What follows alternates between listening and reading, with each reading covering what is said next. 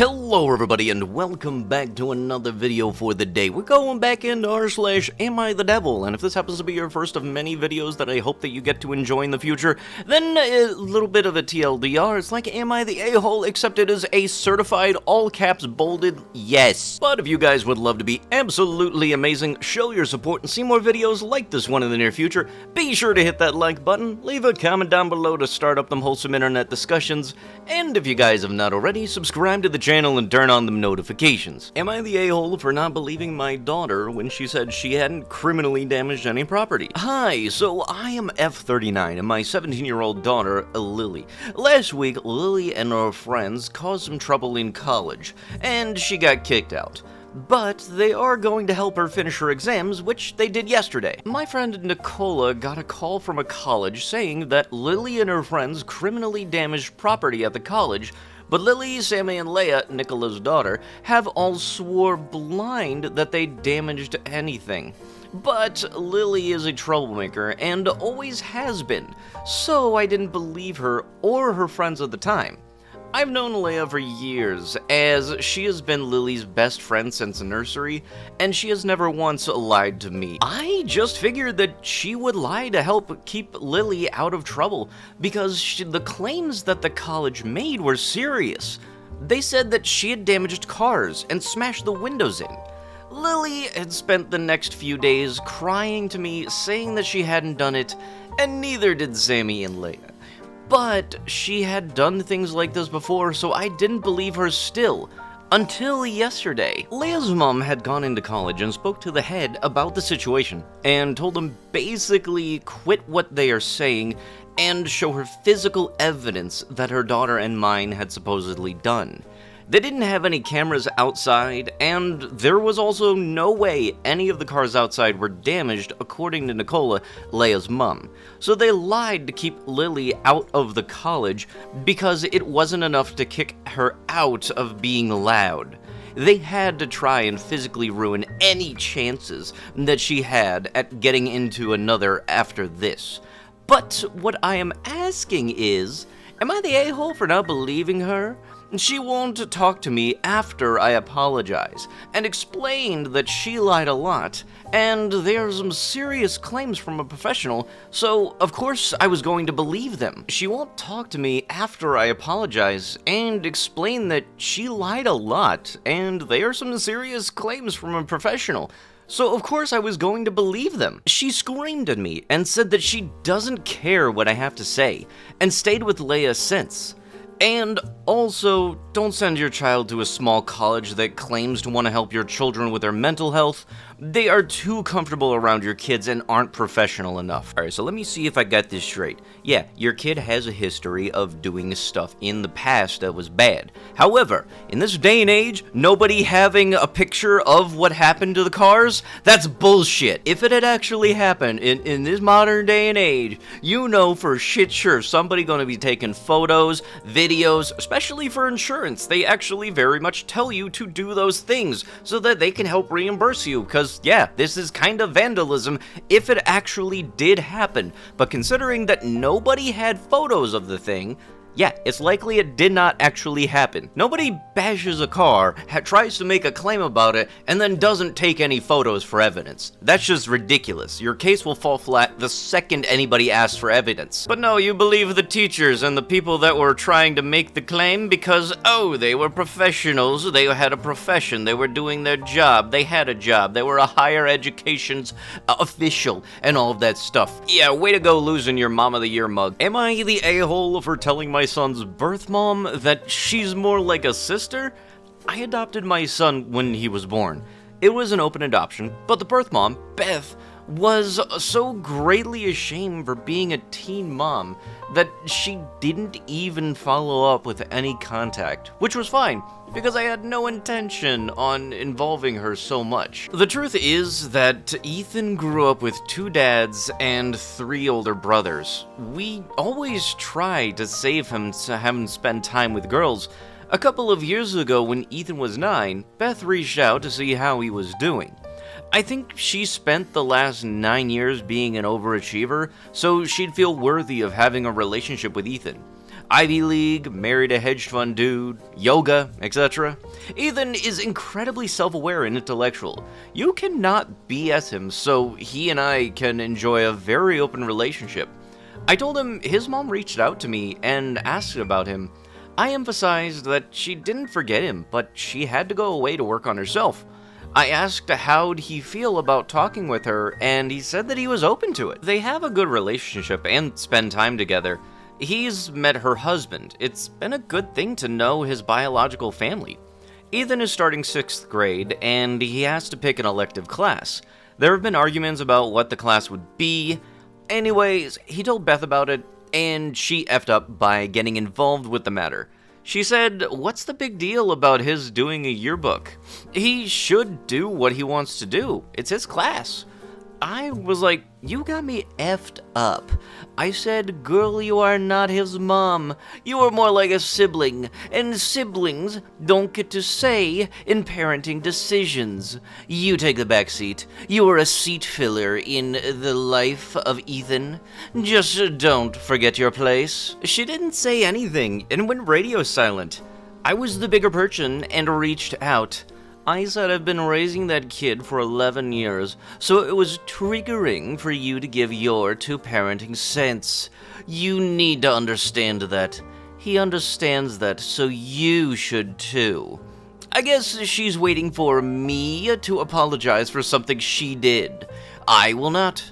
Once you do that, then everything goes bad. So let me see if I got this straight. You have these electives, okay? And your son wanted to ask his biological mother about them, and you're upset that after he asked, she decided to get involved in the elective class process. Also, what the hell is wrong with the yearbook? Look, you might not look at the book 6 months after school ended, but maybe you stumble upon it 20 years down the road and you wonder what was school like. But being like this towards your son's biological mother is absolutely, yeah, you are the a-hole, because holy crap, the audacity you had for that whole, like, I am not going to apologize for something I did not do.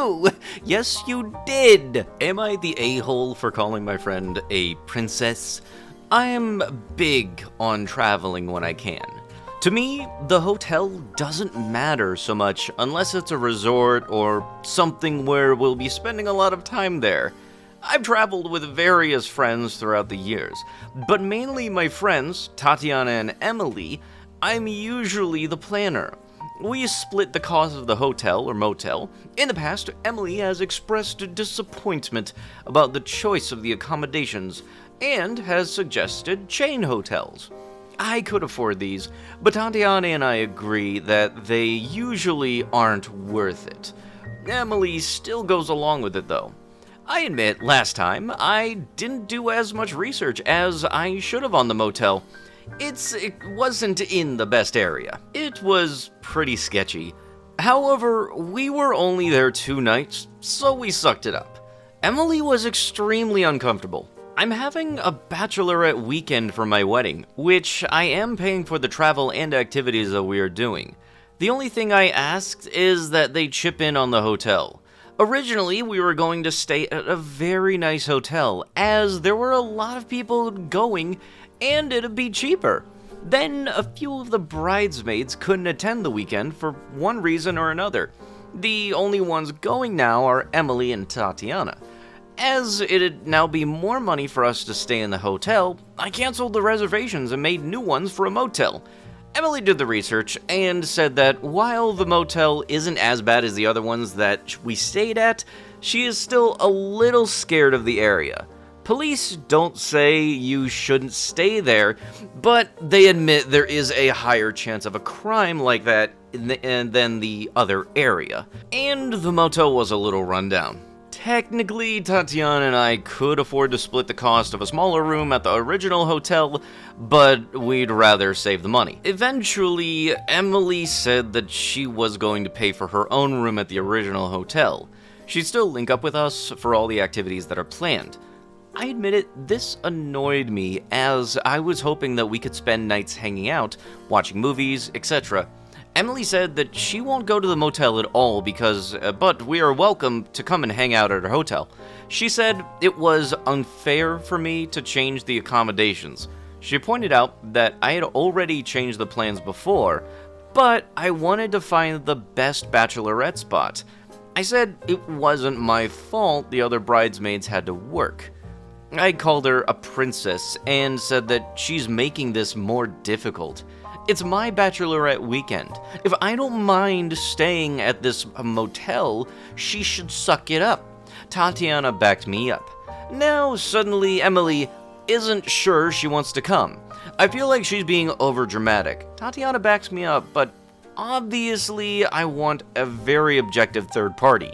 Am I the a-hole? Yay. Whenever it comes to me staying at hotels and everything for like conventions and stuff, usually, depending on the area, I do like to stay closer to the convention, but that's more so just for me going to the convention's sake.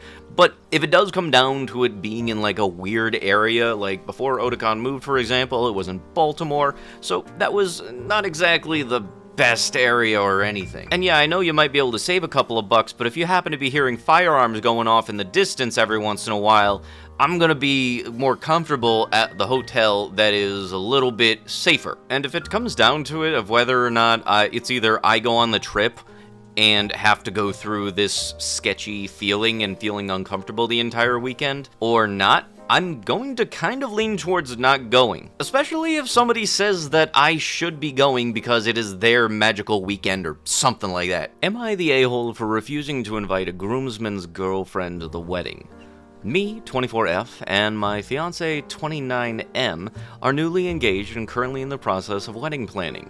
One of his good mates in college, potentially part of the wedding party, has a serious girlfriend of 3 years who has been to multiple dates and the group hangouts with us.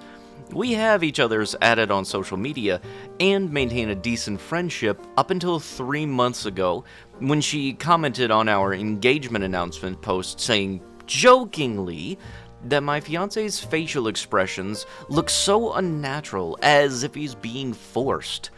I find this outrageous and can't possibly understand why anyone would say something like this to a bride-to-be instead of simply congratulating the couple.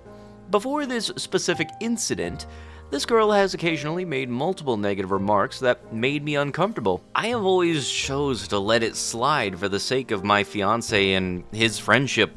However, this incident with my engagement announcement is the final straw for me.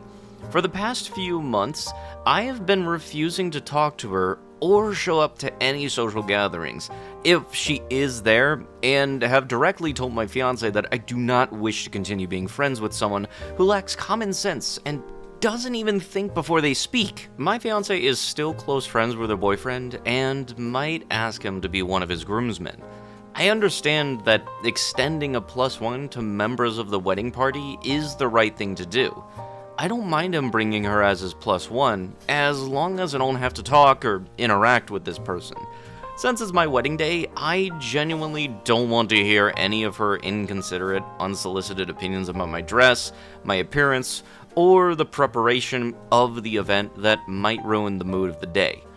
She had a real tendency to do this, and I just don't want to risk spoiling the vibes on what is supposed to be the happiest day of my life. My fiancé thinks it might come off as rude if I don't personally address an invitation to her and avoid her like the plague at the wedding, since we've always been friendly up until this point with no explanation given on why I completely cut her off. I would prefer not to start any drama or ruin my fiancé's friendship of 10 years, which would definitely hurt his feelings and affect our relationship, especially since he doesn't have many close friends who have been in his life for so long.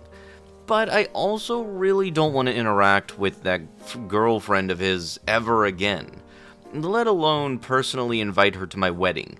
Would I be the a-hole? You know, one thing that's a little bit of a red flag that I've noticed is that whenever there's these posts that happen to be like a would I be the a-hole for the wedding thing, a lot of times because it's, I don't know, I'm not the only one that happens to get like the whole weird feeling whenever anybody says it's my wedding, as if the other person is not playing a part in the whole being a husband part too, right? And also, way to go mentioning that somebody lacks common sense and doesn't think before they speak, yet you made this entire thing to go on Reddit. Way to go, making it 2 entire paragraphs and not even thinking about what to put on it. Way to go! Travel is not necessarily an attractive trait. Now, before y'all hop in the comments telling me how wrong I am, let me explain my argument. I am not saying that your travel experiences make you unattractive. I'm not even saying that liking to travel is bad. What I am saying is that many women on dating apps, I'm not sure if this is as specific, do men do this too? Have travels all over their profiles. Pictures of themselves kayaking in the jungle, pictures of themselves in front of the Great Pyramids, and so forth. And then you'll read through their profile, and they say their biggest hobbies and goals involve travel, that they took a year off of work to travel the world, that they are looking for a travel partner, and so forth. So, anyways, if that is legitimately what you truly love, and that is a big part of your personality, more power to you. But I can't help but wonder if you are doing/saying all of this because you think that it is attractive or it makes you interesting, because it doesn't, in my opinion. Honestly, if I see someone who seems obsessed with travel, it's kind of a red flag. Traveling is fun for sure, but I don't want a travel partner. I want a wife. I want to settle down and have children. And I know that I'm not the only one. I also want someone who is responsible with money, not someone who is going to blow all of our life savings to go to Paris. But I'd rather save the money and send our future children to private schools, or save it for retirement when we actually can travel without having to lose our jobs, because we don't have jobs anymore. I don't know, maybe that makes me boring, but your obsession with travel and being willing to risk losing your job to go on a year-long African safari just seems irresponsible to me, and that's kind of unattractive to me, but that's just me. It also sounds exhausting, both mentally and physically. Yeah, I mean, you don't really seem like the outdoorsy type dude, so that last sentence, you didn't really need to say, but then again, the entirety of this you didn't need to say, but you did it anyway. I know one thing that definitely does help with taking those travel photos is because the locations are fantastic backdrops, but those aren't the reasons you do the traveling. You do the traveling because you like to have the experience. The photos are just things that help you remember what those experiences were like, and God forbid they happen to get it so that the light hits your face in a good way that you like, and you think, hey, let's put that on the dating profile. Also, it's not just a women thing. Men also do like to travel. You just happen to like to stay indoors. It's just a personal preference kind of thing, but God forbid you happen to have a problem with that. Would I be the a-hole if I make a copy of a missing key to the front door and disregard parents' instance that I move out somewhere while they go on a 2-week vacation? I, 21M, currently live in a house with my parents, 45M and 44F, and siblings 11M, 6F. I am autistic and experience pretty severe mental health issues. I go to a psychiatrist and applied for disability benefits, but my parents don't like it. They believe the meds are addictive substances, and what are manifestations of my disease are just attempts at manipulation. They only speak to me if they have a problem. I don't speak to my family, and I have very few friends. I want to be left alone, but my parents won't do that. Not even when I found a job, despite struggling with my issues. Before that, they grilled me daily about not having one, which caused a lot of meltdowns. I started paying rent for my room once I could afford it. They accepted it for 2 months, then just returned the money and rebuked me for the very idea of sending it, which I have as per se the county's civil code. We argue often about the cleanliness in my room. I'm a bit of a slob and I hate cleaning, but I try to make it okay so as to please my parents. That is never good enough. However hard I try, they always find dust somewhere and tell I just half-butted it, which makes me super upset and I cried hard. They tell me my room smells, but I never feel it. They even strong-armed me into buying a wardrobe I never needed because they didn't want to see 2 stacks of my clothes in the open, and also forbade me using the washing machine, so I have to go to the closest laundry an hour away just to wash my clothes. Just throwing into a pile of dirty clothes for my mom to put there is apparently disrespectful to her. And so, the other day, I lost my keys, and I had a 2-hour meltdown because of that, and I punished myself hard. I had to spend most of my bonus on buying new locks. They changed the upper, but not the lower one, so I can't open it. Therefore, when I come back from errands a couple of times, I was locked out because of the lower lock. The parents' reaction was basically, "Oops, sorry." Sometime later, while I'm at work, my stepfather opens my pull-out sofa for no reason, random cleanliness check, and finds an empty carton of milk that I forgot about. No roaches, I apologized and confessed. When I return, he tells that I'd have to find some accommodations while they go on vacation. I can't trust you with the house if you forget about the trash. A couple of days later, he changes the reason to my condition, or rather my manipulations. He says that since I can afford moving while they are out, so I'd have to. He threatens to call this emergency line if I trespass on the house. I'm not mentioned as an inhabitant here because I was first sent to boarding school when I was 15 and then university dorms. I believe all of this is just inventing a BS excuse to force me to spend my money, see wardrobe and the laundry, and just to make my life hard for unknown reasons. I need to stay until early September so that I can move to a dorm, and the moving back would be disruptive to me. But they have none of it. So, would I be the a-hole? You never sense your own smell of your room because you're numb to it. It's the same thing as if you happen to leave a bathroom after using it. You never think, oh, this smells horrible. The next person notices it, though, because they're not used to that. And yet, last I checked, trespassing would be a bit of an a-hole move, especially since you are well old enough to be able to be taking care of yourself. There's no justification for leaving out an empty milk carton. Seriously, as soon as you're finished that sucker, toss it in the bin. And you've stated before that you don't want to talk to your family, so why are you living with them? You want to be left alone, so why don't you move into an apartment by yourself? If you're living under their roof, they're allowed to have a standard of living that makes it perfectly fine. If you have a problem with doing that, then unfortunately it's something that you're either going to have to learn to go with, or find your own place. And I'm fairly certain the reason that they're making you go to that laundromat all that ways away is because originally at home you expected your mother to be doing your laundry for you. God forbid, learn to use a damn washing machine and grow up. If you really want to make the washing machine super easy for yourself, use cold water. That way you don't need to separate colors, whites, and darks. Am I the a-hole for not attending my best friend's wedding? My friend 27F asked me 28F to be one of her bridesmaids for her wedding. She was my maid of honor 2 years ago, and before that, we'd always say that we'd be each other's maids of honor. We've been friends for 20 years. The real issue I really had with this is that at some point before I did barely anything as a bridesmaid, she told me, "You don't have to stand with the other bridesmaids during the wedding." I found that weird that she was saying that, but then I replied, "No, I want to be here with all of you." After a bit of back and forth, she admitted that she doesn't want me standing there with everyone because of my fear of being the center of attention and my social anxiety. She was worried that I would have a panic attack just like I did standing there at my own wedding.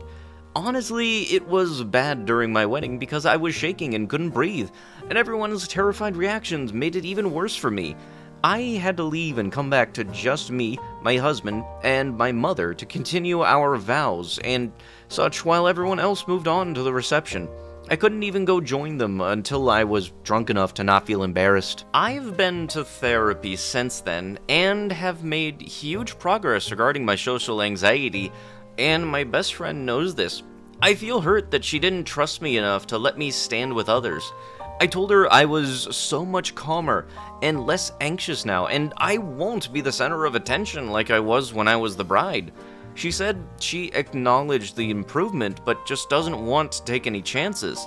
She said that she doesn't want to embarrass me again, and that she could just feel worried about me the whole time, and was also worried that I would ruin the mood of the wedding if I did happen to have a panic attack.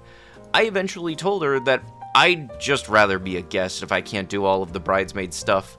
On the day of the wedding, I was just so sick to my stomach with hurt and sadness that I was merely going to guest to her wedding, that I just decided not to go because I felt left out.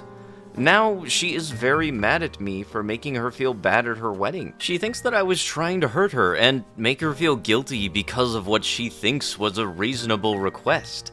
I didn't mean to hurt her, but I just couldn't go because I felt overwhelmed and hurt. The people I've talked to are all divided on who is the a-hole in the situation.